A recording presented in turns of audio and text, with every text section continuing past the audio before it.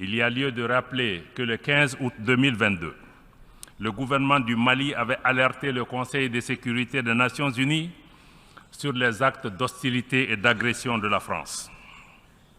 Au lieu de cesser ces agissements, ce pays membre permanent du Conseil de sécurité des Nations Unies continue en toute impunité ces manœuvres de déstabilisation du Mali et du Sahel, comme en témoigne la récente libération des terroristes dans la zone des 3 frontières du Burkina Faso, du Mali et du Niger, en dehors de tout cadre judiciaire et à l'insu des États concernés, pour perpétrer plus d'actions terroristes contre nos populations civiles et nos forces de défense et de sécurité. Lors de la 78e session générale des Nations Unies, le ministre malien des Affaires étrangères Abdoulaye Diop a accusé la France, qui est l'un des membres permanents du Conseil de sécurité, d'avoir délibérément libéré des djihadistes dans les 3 frontières Mali, Burkina et Niger en dehors de tout cadre judiciaire et à l'insu des États concernés afin que ces derniers déstabilisent la région sahélienne. Mais il a aussi ajouté les raisons pour lesquelles le gouvernement du Mali a demandé le retrait de la MINUSMA, qui pour le pays était devenue une partie du problème et non la solution. Je m'exprime du haut de cette tribune également au nom de son Excellence le général de brigade Abdourahmane Tchani, président du Conseil national pour la sauvegarde de la patrie, chef de l'État du Niger, empêché de s'exprimer à la tribune de la présente Assemblée générale.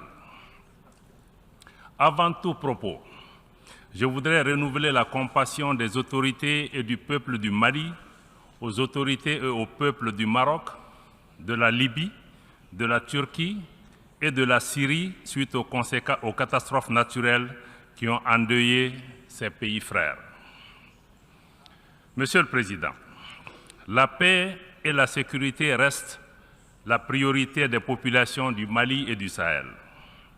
Après plus d'une décennie de violences aux conséquences particulièrement dévastatrices. Pourtant, cette région était connue comme un havre de paix, de cohésion sociale et de vivre ensemble entre les communautés qui la composent. Pour sa part, le Mali a décidé de changer de paradigme et de prendre son destin en main. Ainsi, au plan sécuritaire, le Mali a accordé la priorité au renforcement des capacités des forces de défense et de sécurité maliennes afin de leur permettre de s'acquitter de leur mission régalienne de défense du territoire national et de protection des populations et des biens.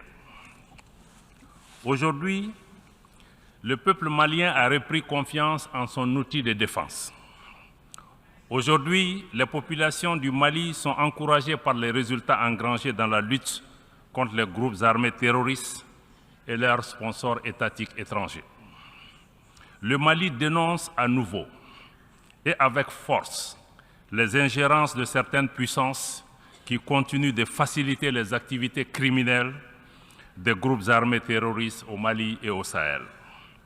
Il y a lieu de rappeler que le 15 août 2022, le gouvernement du Mali avait alerté le Conseil de sécurité des Nations Unies sur les actes d'hostilité et d'agression de la France.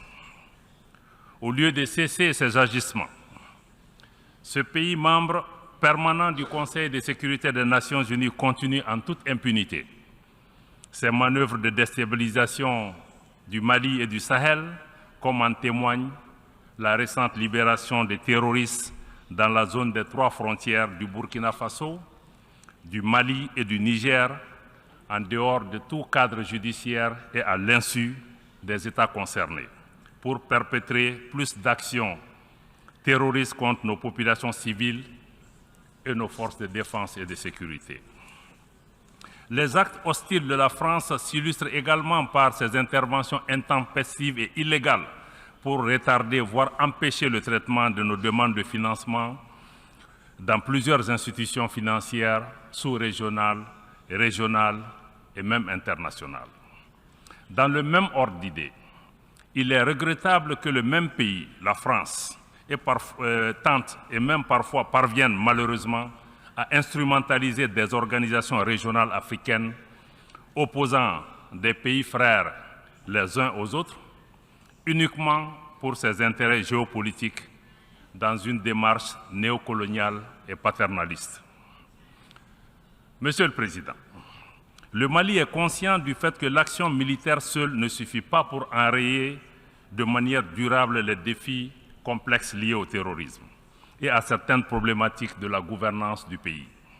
C'est la raison pour laquelle le gouvernement s'est doté d'une stratégie intégrée qui comprend les réformes politiques et institutionnelles, le volet développement, la prise en compte des préoccupations spécifiques de la jeunesse, des femmes, y compris l'emploi et leur représentation dans les instances de décision au niveau local et national. Pour créer les conditions permettant de réaliser les aspirations profondes des populations maliennes au changement, le gouvernement s'est engagé dans la mise en œuvre de réformes politiques et institutionnelles nécessaires à la refondation de l'État. Participe de cette dynamique l'organisation réussie le 18 juin 2023 du référendum sur la nouvelle constitution du Mali, adoptée à plus de 96%. Sa promulgation par le chef de l'État le 22 juillet 2023 consacre l'avènement de la 4e République du Mali. En passant ce cap, le gouvernement donne le gage d'une volonté réelle pour le retour à un ordre constitutionnel apaisé et sécurisé, y compris l'organisation dans les tout prochains mois des élections générales. Monsieur le Président, après 10 ans de présence dans mon pays, la réponse internationale aux défis sécuritaires du Mali n'a pas été à la hauteur des menaces. Les attentes des populations maliennes, maintes fois exprimées par les autorités, ont ainsi été souvent ignorées. La mission des Nations Unies au Mali, MINUSMA, n'a pas été en mesure d'aider le Mali à rétablir son autorité sur l'ensemble de son territoire, en dépit cependant des moyens importants investis en elle ces 10 dernières années.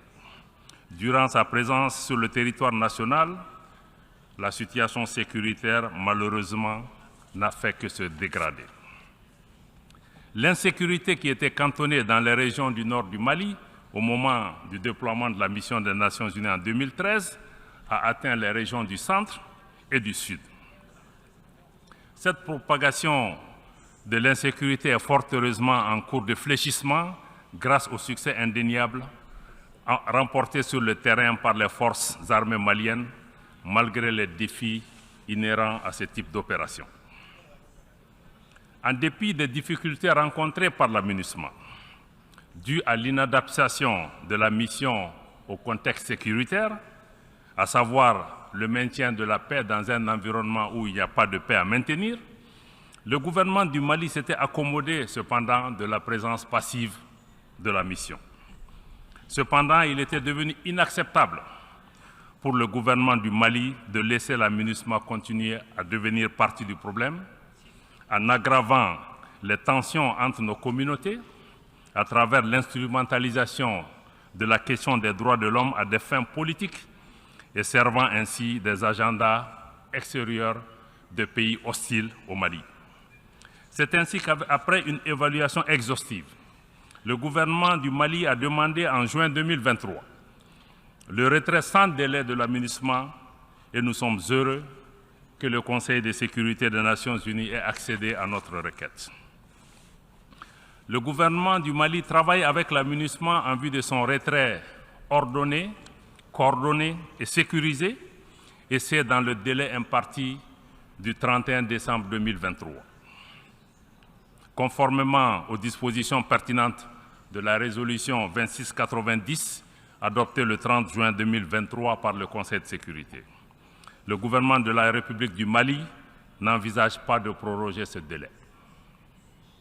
Le gouvernement rassure les populations maliennes et la communauté internationale que toutes les dispositions sont prises pour assurer la continuité des services de l'État après le départ de la MINUSMA. La première phase du processus de retrait s'est achevée et la seconde phase est déjà engagée. Certes, la MINUSMA n'a pas été capable de remplir son mandat, mais le gouvernement et le peuple malien restent reconnaissants pour les efforts et les sacrifices consentis durant les 10 dernières années au Mali. Je rends ici hommage à la mémoire de toutes les victimes, civiles comme militaires, maliennes comme étrangères tombées au champ d'honneur au Mali. Pour autant, le retrait de la MINUSMA ne signifie pas la fin de la coopération entre le Mali et l'Organisation des Nations Unies. Bien au contraire, mon pays tient à son appartenance à l'ONU et le gouvernement reste engagé en faveur des principes et des nobles idéaux de la Charte. De même, le Mali renouvelle son engagement à coopérer avec l'ensemble des États du monde qui le souhaitent et qui respectent les principes fondamentaux de la politique extérieure de mon pays. Dans une dynamique d'appropriation nationale, le gouvernement s'attelle à poursuivre la mise en œuvre efficiente et intelligente de l'accord pour la paix et la réconciliation issu du processus d'Alger avec nos frères des mouvements signataires qui le souhaitent. Nous nous réjouissons du chemin parcouru depuis la signature de cet accord en 2015, y compris l'adoption de la nouvelle constitution qui prend en charge plusieurs dispositions de l'accord, et le gouvernement a décidé de privilégier désormais le dialogue intermalien pour la poursuite du processus de paix avec les groupes signataires. Le gouvernement est conscient des défis qui jalonnent le chemin vers la paix, à l'instar de la série macabre d'attaques terroristes perpétrées sans discernement contre les populations civiles, les éléments des forces de défense et de sécurité maliennes. L'attentat sauvage et barbare contre le bateau Tombouctou et les assauts sur les camps des villes de Bamba, Gao et Bourem entre le 7 et le 12 septembre dernier illustrent la cruauté de ces groupes terroristes et criminels en bande organisée qui agressent lâchement des cibles comme les femmes et les enfants. Au nom du chef de l'État du Mali, du gouvernement et du peuple malien, je tiens à remercier toutes les nations amies et organisations internationales qui ont manifesté leur compassion et leur solidarité à l'occasion de ces événements tragiques.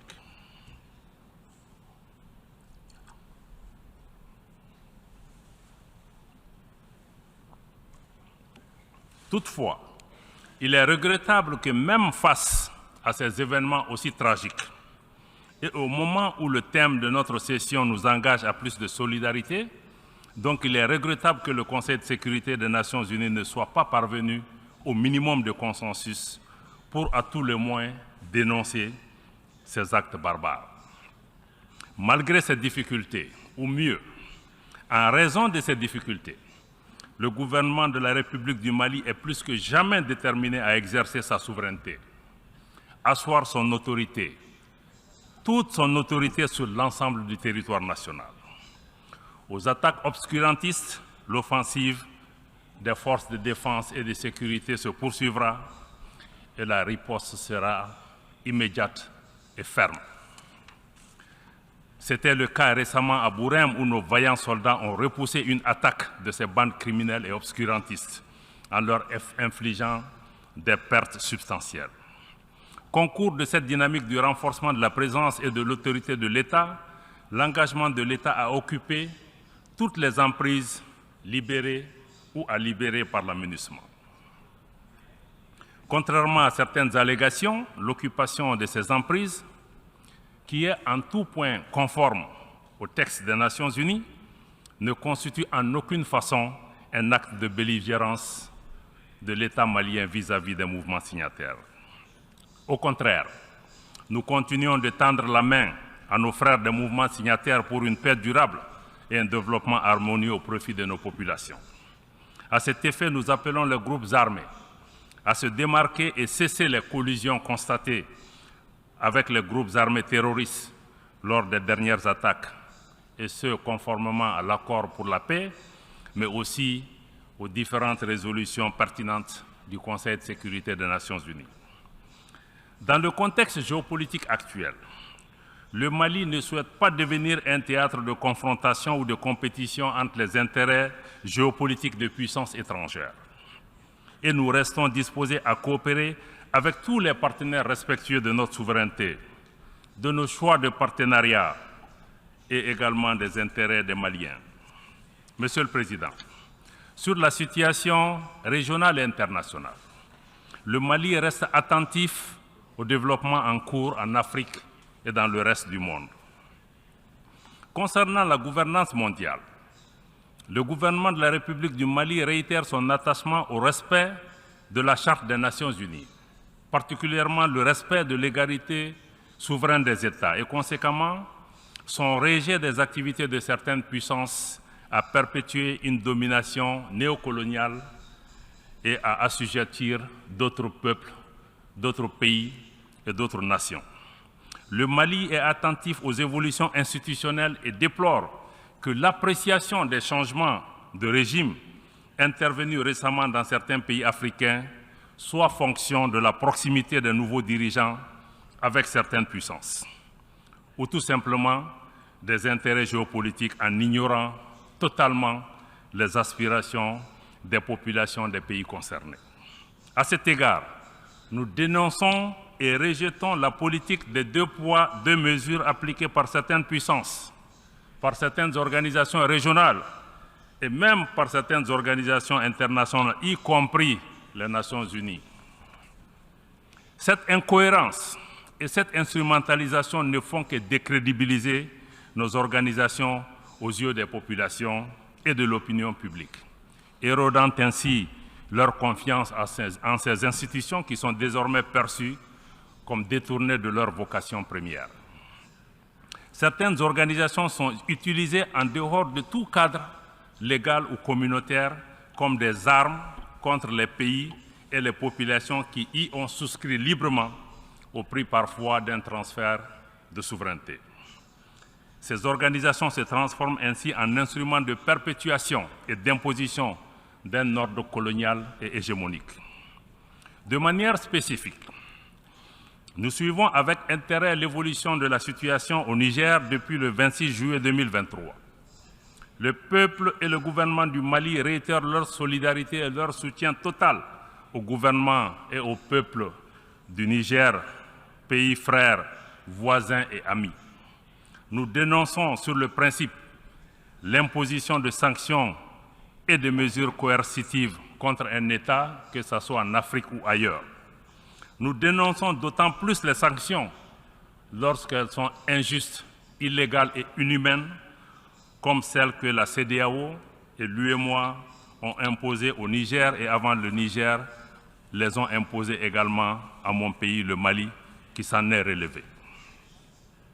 Les conséquences inhumaines de ces sanctions sont si dramatiques, je parle des sanctions au Niger, que le secrétaire général adjoint des Nations Unies aux affaires humanitaires et coordonnateur des secours d'urgence a dû écrire au président de la commission de la CEDEAO une lettre l'interpellant sur la nécessité d'un allègement de ces mesures. Je dois rappeler que même dans la guerre qui a opposé l'Irak aux États-Unis, un couloir humanitaire a été ouvert pour permettre d'approvisionner le peuple irakien.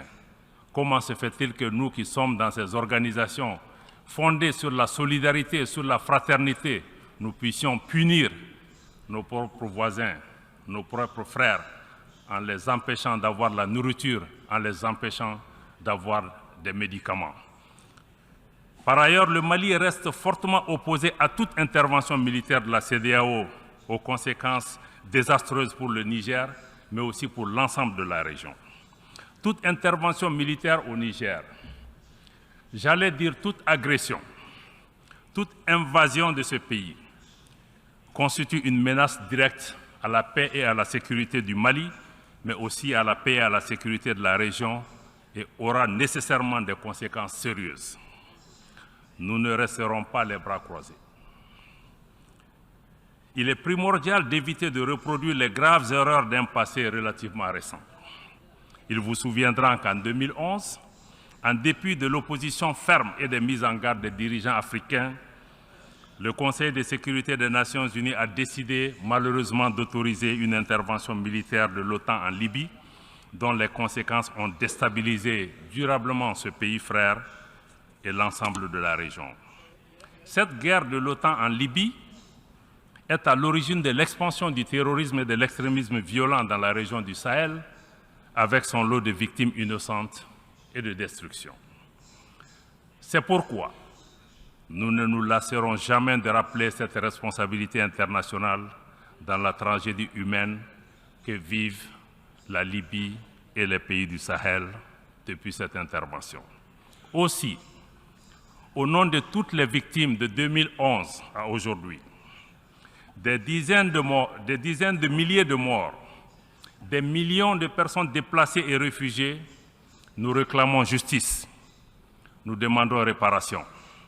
Mais surtout, nous demandons que la communauté internationale assume ses responsabilités et tire toutes les conséquences de cette intervention militaire hasardeuse des grandes puissances dans un pays tiers. Il est crucial d'éviter de reproduire au Niger les erreurs commises en Libye et qui sont justement à l'origine de la dégradation de la situation dans toute la région du Sahel, y compris au Burkina Faso, au Mali et au Niger. Ceci est essentiel pour rétablir la confiance entre les nations, comme c'est le thème de notre session. Monsieur le Président, les multiples défis à la paix et à la sécurité internationale appellent à la réforme de l'architecture dédiée des Nations Unies.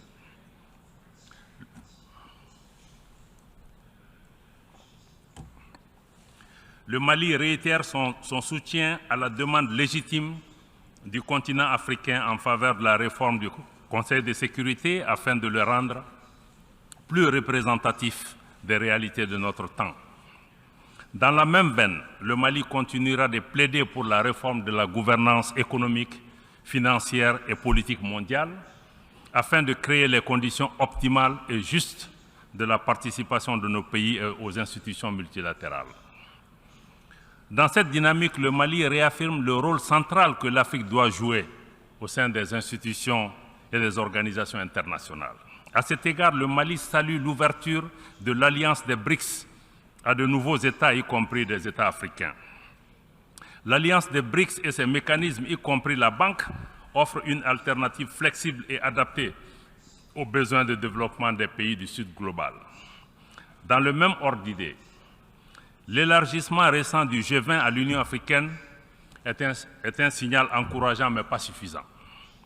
Il est important que la participation de l'Afrique à d'autres forats internationaux s'intensifie au nom de la justice et de l'équité. Les changements climatiques constituent une menace réelle pour les générations présentes et futures. Nous devons avoir le courage de sortir du dogmatisme ambiant et des jeux d'intérêts étroits concernant cette problématique. À cet égard, le temps est venu de mettre effectivement en œuvre les décisions de nos sommets et de nos COP. Il est plus que nécessaire que les pays à l'origine du changement climatique assument leurs responsabilités pleines et entières, y compris celle de soutenir les efforts des pays du Sud pour un développement respectueux de l'environnement. Monsieur le Président, je voudrais rappeler que l'Organisation des Nations Unies a été créée en 1945, comme vous le savez, essentiellement pour préserver les générations futures du fléau de la guerre. Ce noble objectif prescrit par la Charte des Nations Unies est loin d'être réalisé. Mieux, les tensions géopolitiques actuelles et les conflits multiples dans le monde constituent des motifs réels d'inquiétude pour le multilatéralisme, la coexistence pacifique et le développement harmonieux. Faisons une pause dans la rhétorique de l'intimidation, de la menace et de la guerre. Comme le thème de cette 78e session nous y invite, travaillons ensemble à rétablir la confiance et à raviver la solidarité mondiale. Osons des réformes qui permettent de construire un monde où chacun compte, un monde où personne n'est laissé de côté. Ensemble, travaillons à mettre en place des mécanismes internationaux efficaces, équitables et inclusifs, permettant de régler les crises et non de les encourager ou même, dans certains cas, de les entretenir. Victimes directes de l'ingérence persistante de certains pays dans leurs affaires intérieures, les populations du Mali et de plusieurs États du Sahel continuent, hélas, de vivre les conséquences tragiques des crises multidimensionnelles imposées et entretenues par ceux qui, paradoxalement, viennent donner des leçons de démocratie ou de respect des droits humains. Dans la mise en œuvre de la vision du chef de l'État pour l'émergence d'un Mali nouveau, Libéré de toute domination extérieure néocoloniale, le gouvernement de la République du Mali est honoré de compter sur des partenaires sincères, sur des pays qui valorisent les relations d'égal à égal dans le respect mutuel.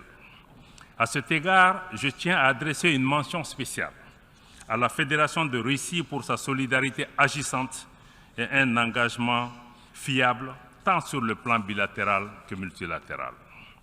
Le Mali demeure engagé pour le renforcement des mécanismes régionaux et sous-régionaux africains qui défendraient véritablement et prioritairement les intérêts des populations africaines.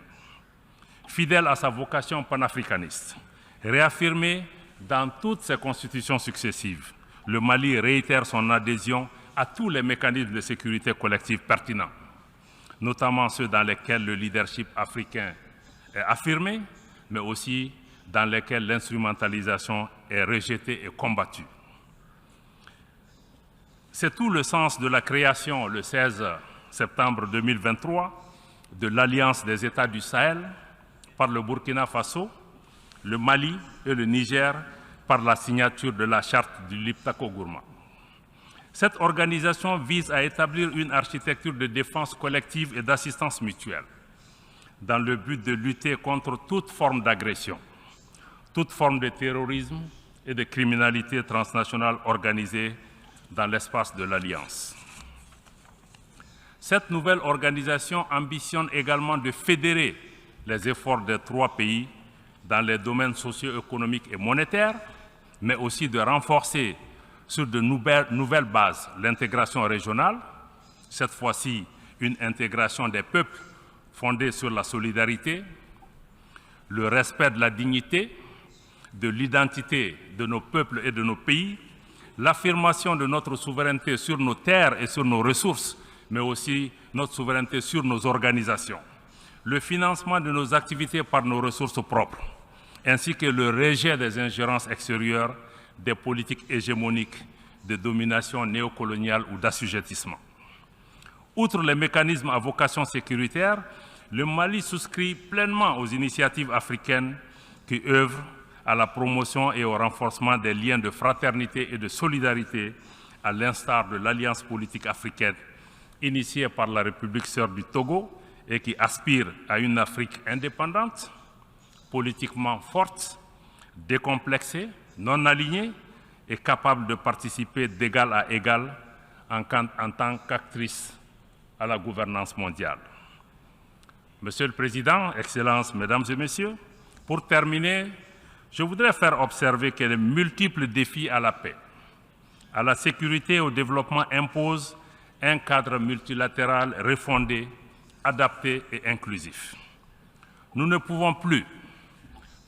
devons plus continuer à faire la même chose avec les mêmes mécanismes, les mêmes institutions inadaptées et espérer des résultats différents. Pour sa part, le Mali reste attaché à un multilatéralisme où chaque nation compte. Un multilatéralisme solidaire, porteuse de solutions ambitieuses aux défis complexes de notre temps, particulièrement au Sahel.